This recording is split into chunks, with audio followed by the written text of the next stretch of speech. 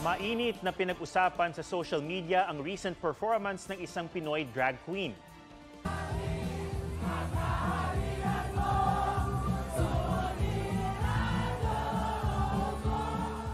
Nakabihis ala Poong Nazareno ang social media personality na si Pura Luca Vega habang inaawit ang tila upbeat at remix version ng dasal na Ama Namin sa isang bar. Hati naman ang reaksyon ng netizens sa viral performance. Si Senator J.B. Ejercito tinawag na blasphemy o kalapastanganan sa Diyos ang ginawa ni Luca. Pambabastos raw ito sa kanyang paniniwala. Depensa naman ng ilan ng drag performance ay isang uri ng art na paraan ng pagpapahayag. Sinagot ni Luca ang kontrobersya sa Twitter.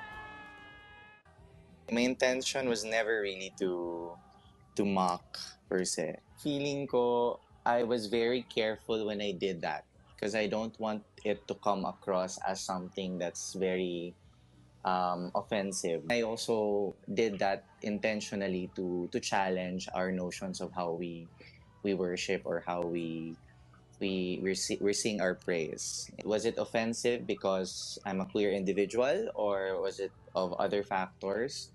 It was in no way trying to demean naman. Inalmahan naman ng Catholic Bishops' Conference of the Philippines o CBCP ang paggamit ng imahe ni Hesukristo bilang costume na anilay nakakabastos. Ang performance daw na inilagay sa social media ay halos may tuturing na anila na mockery at profanity. Hindi din daw dapat ginagamit ang pananampalataya at mga sagradong bagay para sa entertainment.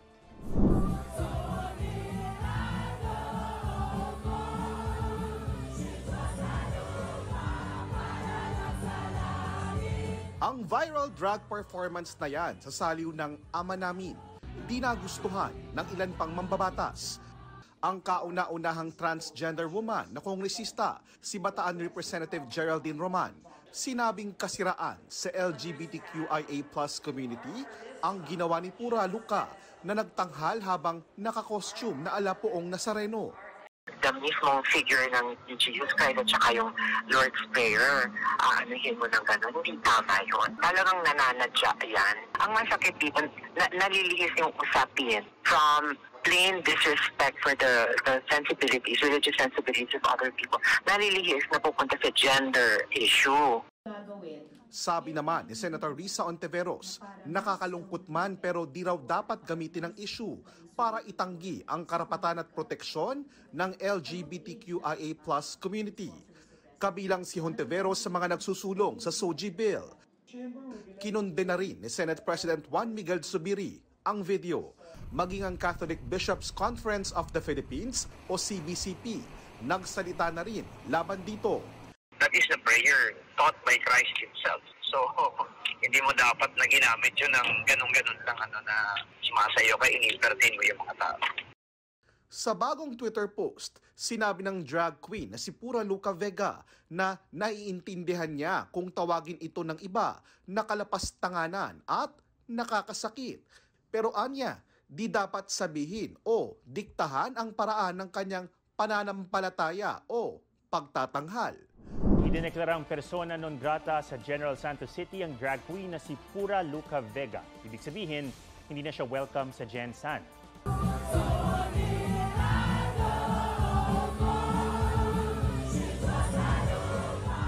Kinukundin na raw ng lokal na pamahalaan ng viral performance niya sa saliw ng Ama Namin habang nakabihis ala Poong Nazareno. Sabi ng LGU, malinaw na naka-offend sa Christian community ang performance ni Pura Luca Vega.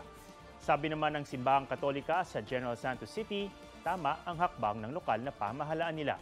Wala pang pahayag si Pura Luca Vega tungkol dito.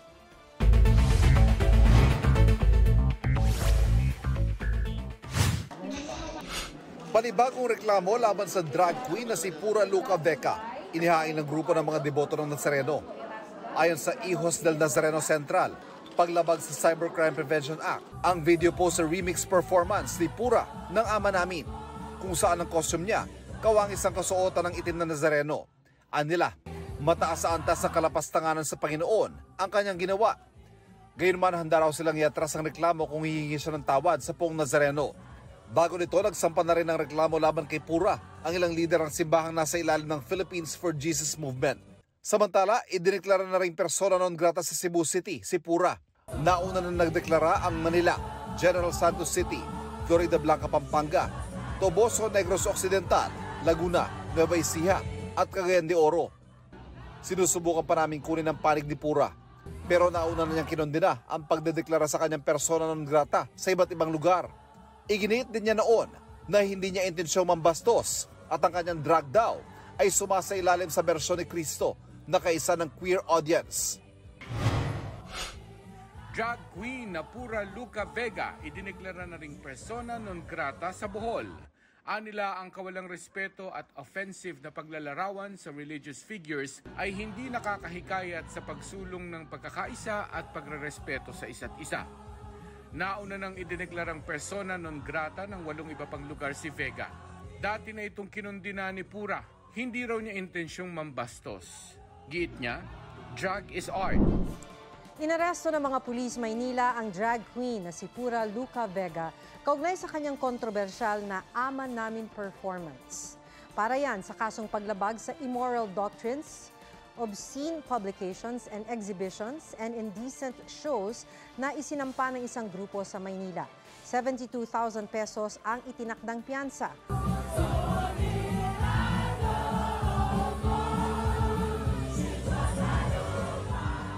Matatanda ang ikinagalit ng iba't ibang religious groups ang Ama Namin performance ni Pura Luca Vega o Amadeus Fernando Pahente habang nakabihis Nazareno.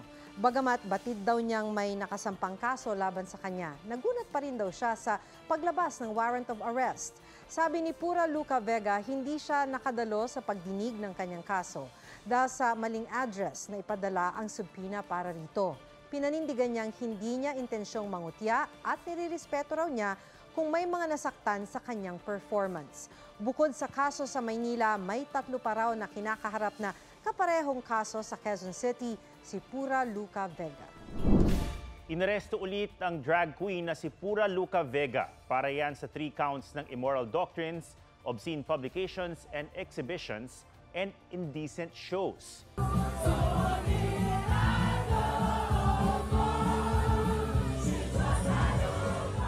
Kaugnay pa rin ito ng kontrobersyal niyang performance ng Ama Namin nang nakabihis ng Mala Jesucristo.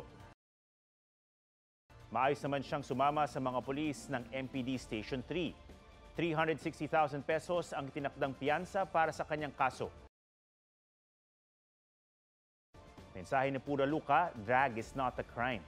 Dati nang inaresto si Pura Luca Vega pero nakapagpiyansa para sa 6 na counts ng kaparehong kaso.